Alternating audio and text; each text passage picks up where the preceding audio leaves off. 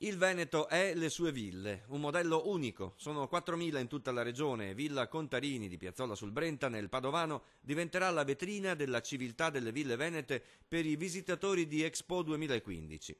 Una scelta fatta dalla regione proprietaria del complesso per far conoscere il bello del Veneto al turista culturale, quello che sceglie le città d'arte e che spende circa 150 euro al giorno contro i 70-80 del turista di montagna o mare. L'industria del turismo incide per il 10% del PIL veneto, pari a 10 miliardi.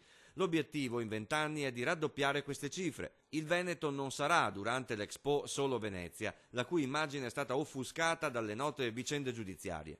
Dobbiamo mostrare la faccia buona di questa Italia, la faccia buona di questo Veneto, la faccia buona di tutti quei lavoratori, di tutte quelle persone che ci mettono cuore e passione. La faccia cattiva che esiste va, attraverso quelle che sono le azioni giuste, debellata. Aggrappiamoci al bello, sembrano dire dalla regione, ai doni del genio di Andrea Palladio, che per esempio si presume abbia progettato il corpo centrale della villa di Piazzola sul Brenta.